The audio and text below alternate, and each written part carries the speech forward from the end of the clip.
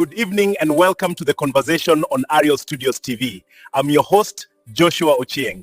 Tonight, we bring you a special one-hour edition focusing on the 2027 Kenya general election, an election that many believe will define the country's political direction, economic and democratic stability. As Kenya approaches 2027, citizens are asking serious questions like, will leadership focus on real issues?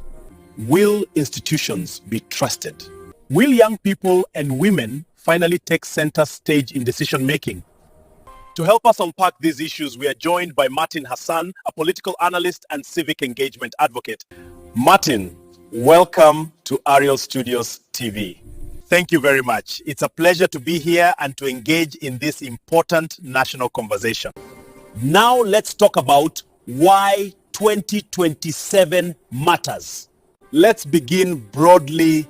Why is the 2027 general election particularly important for Kenya compared to previous elections?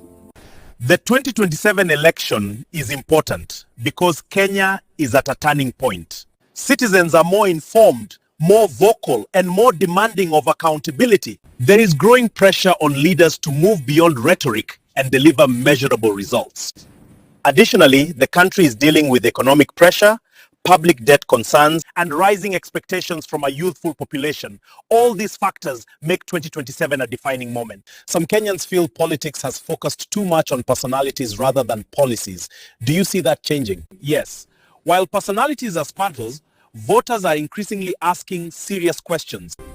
What is your economic plan? How will you reduce unemployment? And how will you strengthen institutions? This shift toward issue-based politics is healthy for democracy, and 2027 may accelerate it further. Now let's look at economy, cost of living, and jobs. The cost of living remains one of the biggest concerns for Kenyans. How central will economic issues be in the 2027 campaigns? To me, they will be at the center of everything.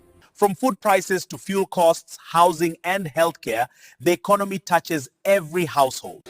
For political leaders who ignore these realities risk losing public trust. Kenyans want leaders who speak honestly about challenges and offer realistic long-term solutions, not quick fixes. Unemployment, especially from young people, remains high. What should voters expect from leaders on this issue? Voters should demand clear plans. This includes investment in skills training, support for entrepreneurship, and creating an environment where businesses can grow. Yep. Young people are no longer satisfied with promises. They want timelines, targets, and accountability. Yes, now let's look at youth and women in leadership. Youth and women make up a large portion of the electorate. How influential will they be in 2027? They will be decisive. Young people are more engaged than ever, especially through digital platforms. Women continue to influence voting decisions at family and community levels. What is encouraging is the increasing number of women preparing to contest leadership positions, which strengthens representation and inclusivity. Do you believe the political environment is becoming more supportive of women leaders? There is progress, but challenges remain. Cultural attitudes, access to resources, and political still affect women disproportionately. However, public support for women leaders is growing, and 2027 could mark a significant forward. Now let's talk about electoral credibility and institutions. Trust in electoral institutions has been in past elections.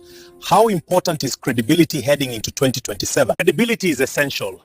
Elections are not just about voting. They are about trust in the entire process. Transparent voter registration, fair campaigning, accurate results transmission, and timely dispute resolution are critical to maintaining peace and confidence. What role should citizens have in protecting electoral integrity? Citizens must remain vigilant, informed, and peaceful. You know what, Joshua? Civil society, the media, and voters themselves all play a role in holding institutions accountable. Okay, now let's look at campaigns, media, and technology. Technology and social media are shaping modern campaigns. How will this influence the 2027 election? Technology will play a major role, from digital campaigns to voter education. Why we endured? However, it also comes with risks such as misinformation. Responsible use of media and fact-checking will be essential. Media houses like Ariel Studios TV have a big role to play in providing accurate and balanced information. Now, under message to leaders and voters, what message would you give political leaders preparing for 2027? Leadership is about service. Leaders should focus on unity, development, and integrity. Divisive politics only harm the nation. Leadership is about service. Leaders should focus on unity, development, and integrity. Divisive politics only harm the nation. And finally, register, stay informed, and vote responsibly. Democracy does not end on election day. Citizens must continue to hold leaders accountable.